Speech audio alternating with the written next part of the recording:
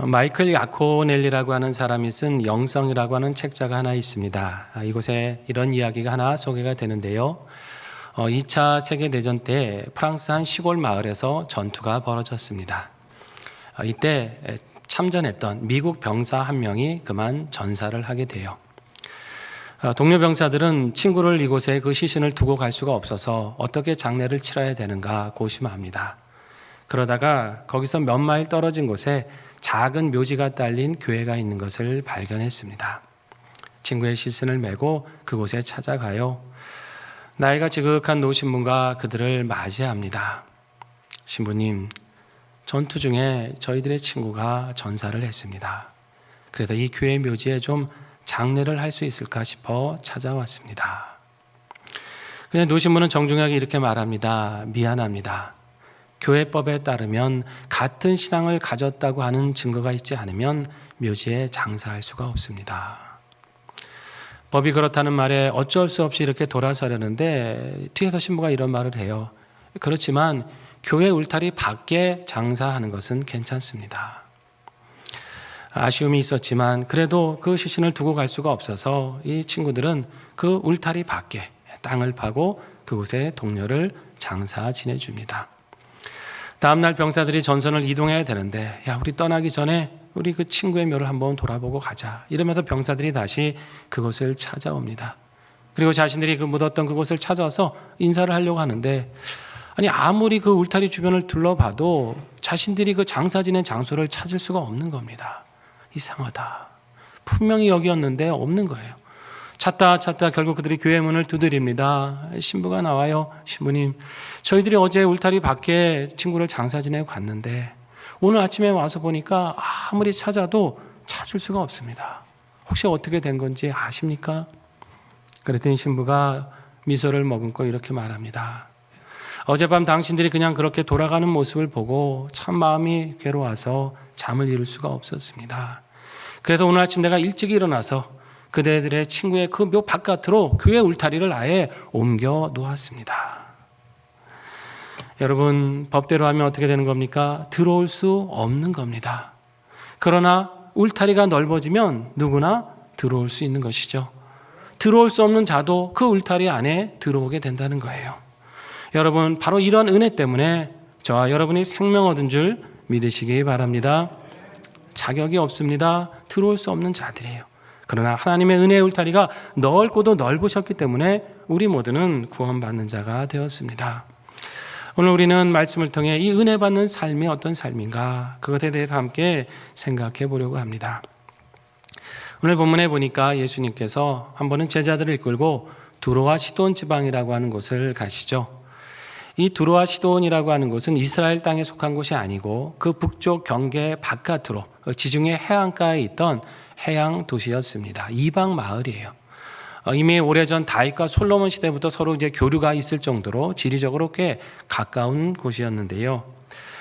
예수님은 주로 이제 유대 땅에서 활동을 하셨어요. 갈릴리 지역이라든가 또 예루살렘에서 활동을 하셨는데 이렇게 그곳을 떠나 이방 땅으로 가시는 경우는 거의 없었습니다. 그런데 굳이 이곳에 찾아가셨다고 하는 거죠.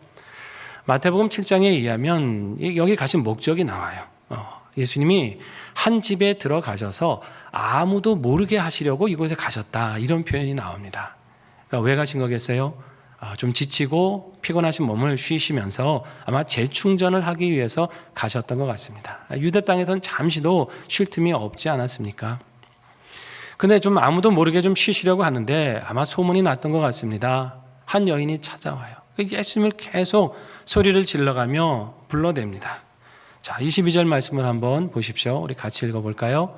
가나안 여자 하나가 그 지경에서 나와서 소리 질러 이르되 주 다윗의 자손이여 나를 불쌍히 여기소서 내 딸이 흉악하게 귀신 들렸나이다.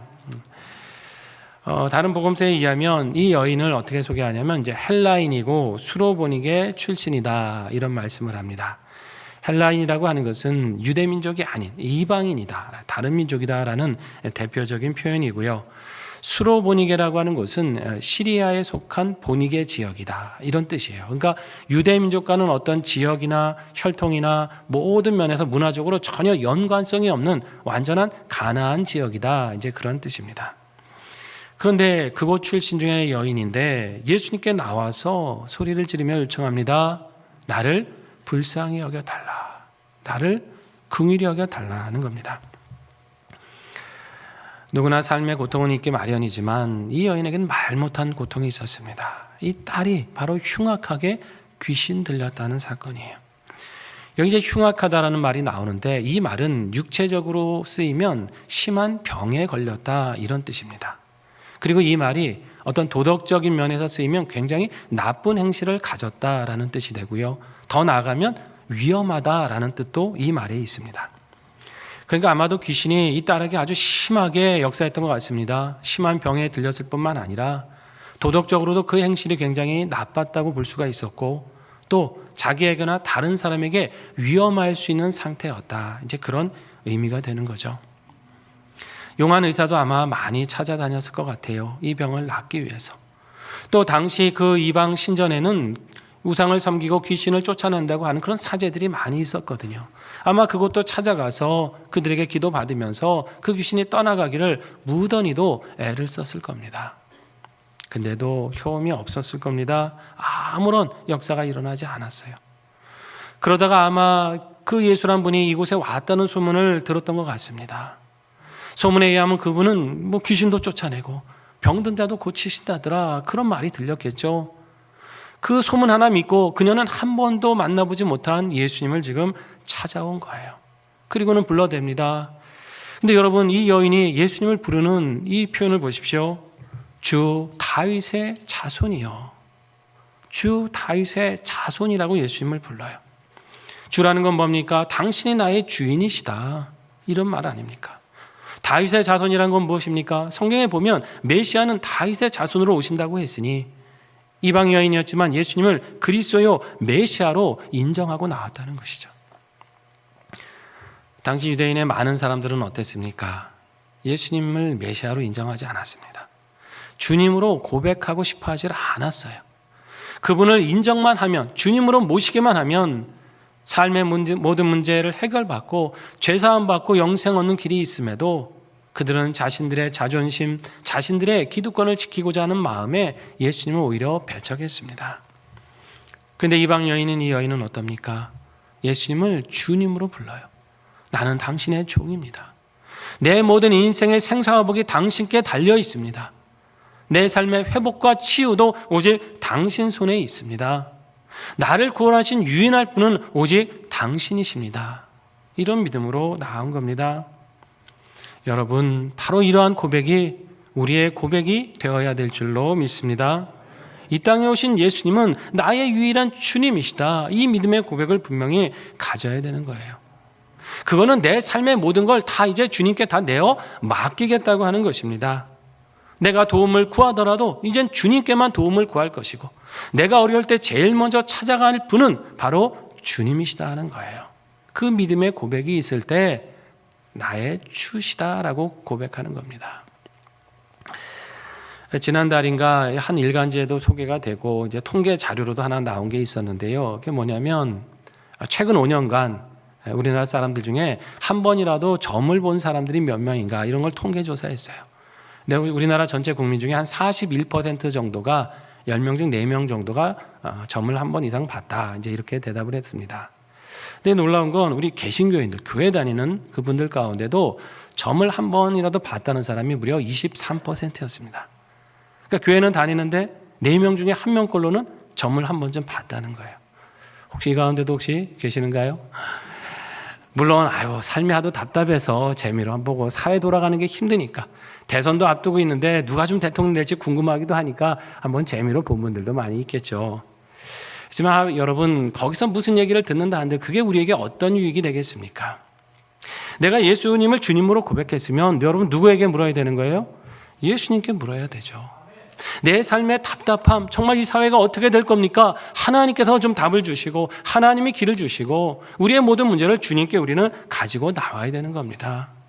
다른 데서 답을 구할 필요가 없다고 하는 거죠. 오직 하나님께 답을 구하고 그분의 인도하심을 바라며 나아가야 되는 것이에요. 여러분 삶에 어떤 문제가 있든지 아무리 답답할지라도 오직 주님 앞에 엎드려 묻고 그분의 은혜를 구하시기 바랍니다. 여러분 그때 우리의 삶에 은혜의 통로를 만나게 되는 것입니다. 다시 한번 본문을 보세요. 여인이 이제 이렇게까지 간절하게 예수님께 나와서 찾았는데 예수님 어떻게 하고 계십니까? 한 말씀도 하지 않고 침묵하고 계세요. 아니 차라리 안 된다, 됐다, 돌아가라. 뭐 차라리 이렇게 얘기하셨다면은 여인이 그 다음에 어떻게 행동할지 선택하기가 쉽잖아요. 더 간절히 매달리든지 아니면 포기하고 돌아가든지 선택하기가 쉬워요. 그런데 아무 말씀이 없는 거, 여러분 사실 이게 더 답답하고 힘든 일 아닙니까?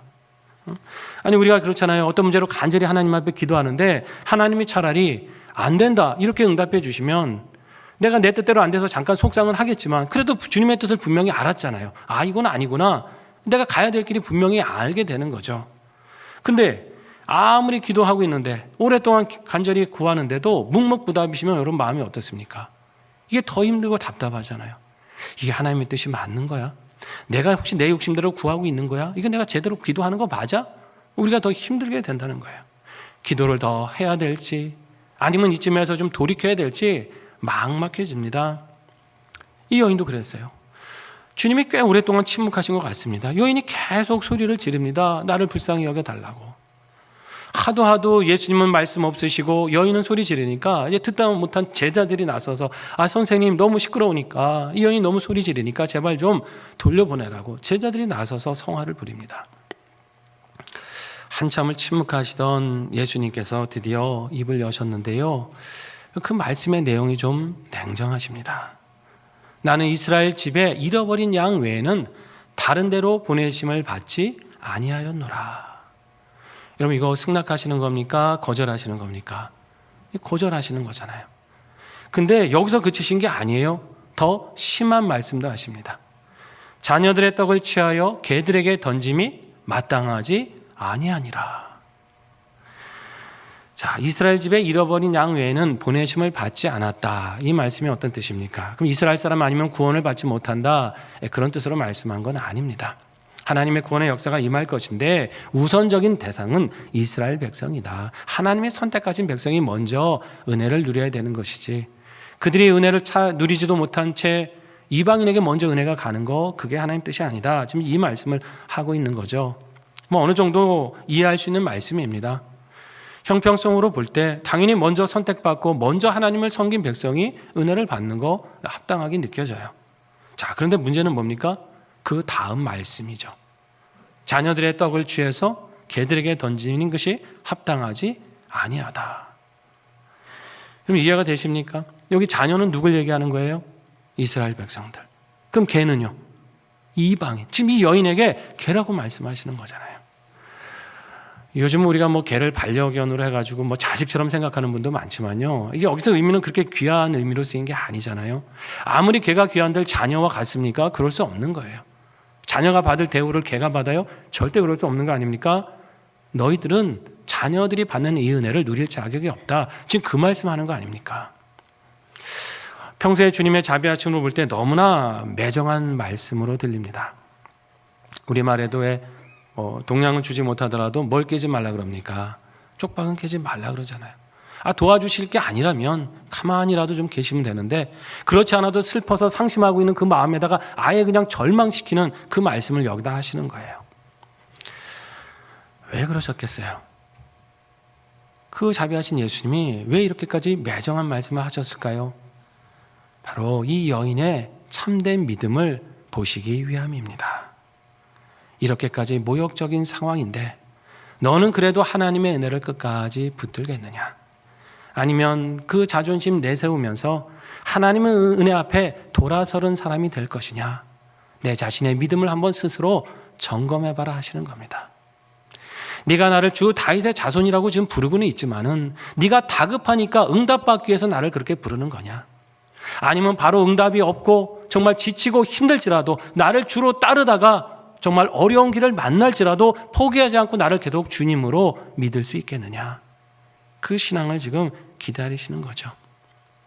그러니까 우리가 예수님이 침묵하신 이유를 우리가 짐작하게 되는 겁니다. 예수님이 침묵하신 건 이 여인의 고통을 몰라서가 아니에요. 이방인이니까 차별하셨기 때문에 그런 게 아닙니다. 그녀의 믿음이 자라가기를 기다리신 겁니다. 네가 삶의 고통이 길어진다 해도, 응답이 더뎌진다 해도 나를 끝까지 주로 믿겠느냐. 그 믿음을 보게 하시고 그 믿음이 성장하기를 기다리고 계신 거예요. 자기의 자존심보다 하나님의 은혜를 사모하는 사람이 되기를 원하신 겁니다. 여러분, 사람이 이 자존심이라는 게 있잖아요. 이 남에게 아쉬운 소리하고 막 부탁하다가 걔도 거절당하면 어떡합니까? 아이, 그래, 그만둬. 뭐 내가 여기 아니면 그냥 찾아갈 데가 없을까 봐. 이 자존심이라는 게 그 길에서 돌아서게 할 때가 있어요. 근데 여러분, 정말 절실하면요, 자존심이 어디 있습니까? 어떻게든 내가 은혜 받아야 되고 도움을 받아야 된다고 절실하게 매달리는 거 아닙니까? 그런 사람은 자존심이고 뭐고 다 내려놓고 겸손하게 엎드리는 겁니다. 우리 예수님은 이 여인에게서 그런 그 믿음을 보고 싶어 하셨던 것 같아요. 그 간절함, 은혜를 구하는 그 믿음의 깊이를 보시고 싶어 하셨습니다. 모욕적이고 수치스러운 상황이 되고 자존심이 한없이 무너지는 그 상황 속에서도 하나님의 은혜만을 바라는 사람이 되기를 기다리신 거예요. 그래서 그렇게 침묵하시면서 여인의 그 간절함이 더 깊어지고 그 믿음이 더 자라갈 수 있도록 그렇게 기다리고 계셨습니다. 여러분, 혹시 우리의 삶 가운데서도 하나님이 오랫동안 침묵하시는 것 같을 때가 있으십니까? 여러분, 하나님이 응답 주지 않으시고 침묵하시는 것, 그게 내 기도를 외면하시는 것이 아니신 것을 믿으시기 바랍니다. 주님은 기다리고 계신 거예요. 우리의 믿음이 자라도록, 은혜에 합당한 사람이 되도록 기다리신 겁니다.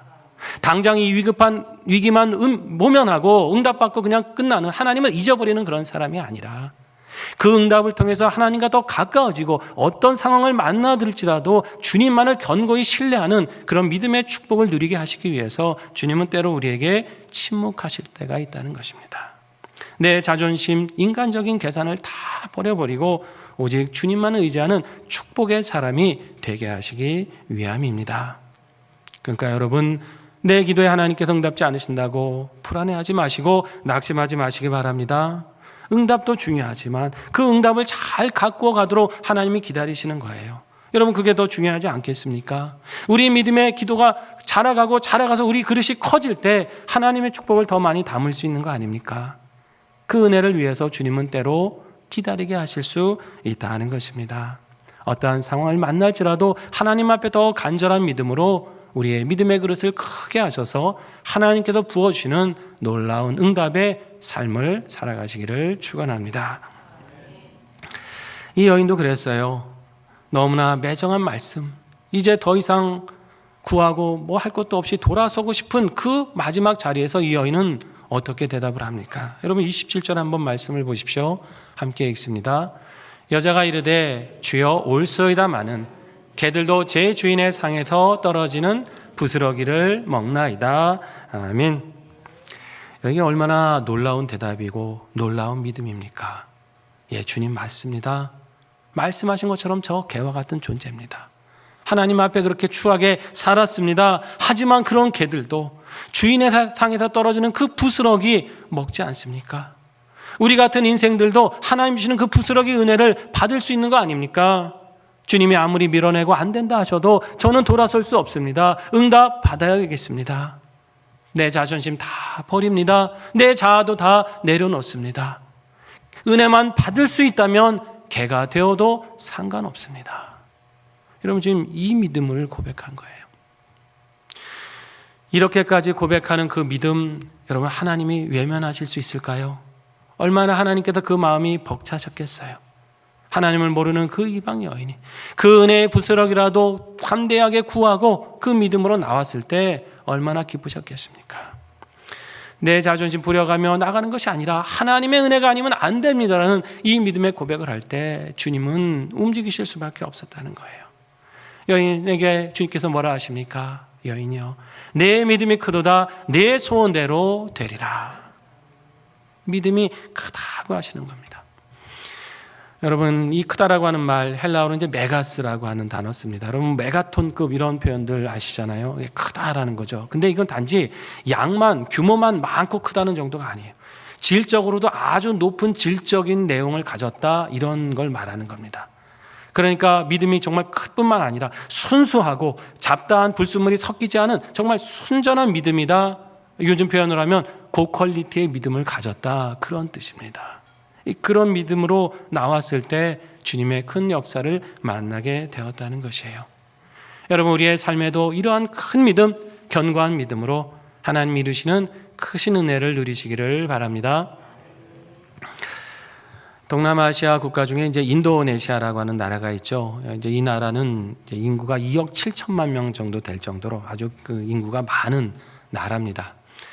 인구의 대부분이 이제 무슬림을 믿고 있는 사람들인데, 그래도 그 와중에 기독교인들이 한 10% 정도 살고 있습니다. 그만큼 이제 복음 선교가 많이 활발해 있다는 것이죠. 뭐 10% 그러니까 뭐 얼마 안 되네요. 하지만 여러분, 2억 7천의 10%면 얼마인가요? 2,700만이잖아요. 우리나라 인구 절반보다도 많은 숫자가 이제 예수님을 믿는 그런 성도가 있어요. 그러다 보니까 이제 몇몇 큰 교회들도 많이 있다고 그럽니다. 수르바야라고 하는 지역에 가면 예배당 좌석만 2만 5천석이 넘는 아주 큰 교회도 있다고 그래요. 이곳을 목회하시는 분은 이제 아브라함 알렉스라고 하는 이제 그런 목사님이 목회를 하고 계신데, 이분의 가정에 한 번은 아주 큰 어려움이 있었습니다. 가정에 아들이 태어났는데 뇌성마비 장애를 안고 태어나게 돼요. 뭐 어느 가정이나 그럴 수 있기 때문에 그게 뭐 큰 문제냐 하겠지만은, 이제 이게 문제가 뭐였냐면 주변이 다 이슬람 사람들이잖아요. 그러다 보니까 이 사람들이 손가락질하고 비난하는 거예요. 하나님을 전하는 가정인데, 하나님을 믿는다는 가정인데 아이가 장애아로 태어났다? 이건 저 신의 저주받은 것이다. 저 신이 저 가정을 버린 것이다. 이제 그 사람들 생각이 그렇게 비난하고 이제 손가락질하는 겁니다. 이게 단지 개인의 아픔으로 끝나는 게 아니라 이게 어떤 문이 막히잖아요. 선교의 문이 막히고 복음 전파가 막히게 될까봐 이제 목사님이 그게 너무나 걱정이 되었습니다. 그래서 작정을 하고 하나님 앞에 간절히 기도합니다. 하나님, 이 아들을 고쳐주십시오. 의학적으로는 어렵고 힘들다 해도 하나님은 하실 수 있지 않습니까? 하나님, 이 아이 고쳐주셔서 이 선교의 문이 막히지 않도록, 정말 이 복음 전파의 일이 막히지 않도록 하나님께서 역사해 주십시오. 이러면서 이제 하나님 앞에 무릎 꿇고 기도를 합니다. 하루에도 몇 시간씩 하나님 앞에 간절히 구하는데, 한 달이 지나고 2달이 지나고 3달이 지나도록 뭐 아무런 변화가 없어요. 아이는 여전히 아프고 종종 누워있고 그렇게 어려움을 겪습니다. 그래도 목사님은 낙심치 않고 이 하나님의 역사가 일어나야 된다는 그 믿음 하나로 기도를 해요. 한 넉 달쯤 지났을 때, 그날도 아침에 이제 기도하러 방에 이렇게 들어가는데요, 누워있던 아이가 멀쩡히 앉아서 아빠 하고 부르는 거예요. 깨끗하게 나았습니다. 완전히 완치가 됐어요. 목사님, 이 사건이 계기가 되어서 깨달았습니다. 하나님의 능력에는 제한이 없구나. 하나님의 은혜는 제한이 없는 은혜구나. 이런 믿음으로 그 큰 믿음 가지고 목회하게 되었다는 것입니다. 그렇습니다, 여러분. 하나님의 은혜는 제한이 없잖아요. 우리 믿음의 크기가 바로 그 은혜의 크기가 되어서 돌아올 줄 믿는 것입니다. 상황이 어렵다고 변하지 않는다고 여러분 결코 낙심하지 마세요. 응답 없다고 기도를 멈추지 마시기 바랍니다. 여러분, 그럴수록 주님이 나의 구주시다, 이분만이 내 모든 문제를 해결하신다, 더 담대한 믿음으로 간절히 주님을 의지하고 하나님께 나아가시기 바랍니다. 우리 하나님께서 크게 응답해 주실 것입니다. 막혔던 길을 여시고 놀라운 역사를 우리 삶에 행하셔서 하나님의 영광을 나타내 주실 것입니다. 우리의 간절한 믿음으로 나가면 하나님은 은혜의 통로를 열어주시는 거예요. 순수하고 큰 믿음으로 하나님 앞에 나아가면 놀라운 축복으로 응답해 주십니다. 이 믿음으로 우리 삶에 감대한 믿음으로 하나님께 나가셔서 하나님께서 이루시는 놀라운 역사를 날마다 경험하시는 상인의 성도들 되시기를 주의 이름으로 축원합니다. 이 시간 함께 하나님 앞에 결단하며 기도하겠습니다. 하나님, 우리를 구원하신 은혜를 감사합니다. 예수 그리스도를 진정한 나의 주인으로 모시고 모든 것 주님께 묻고 주님께 구하는 믿음의 삶 살게 하여 주시옵소서. 어려울 때 더더욱 큰 믿음 갖게 하여 주시고 주님께 나아가 이루시는 놀라운 응답을 누리는 삶이 되게 하여 주시옵소서. 우리 반주에 맞추어서 1, 2분 정도 하나님 앞에 결단하며 나아가겠습니다. 아버지, 하나님, 사시게 주시옵소서. 붙잡아 주시옵고 이루어 주시고 도와주시옵소서. 주님. 아버지,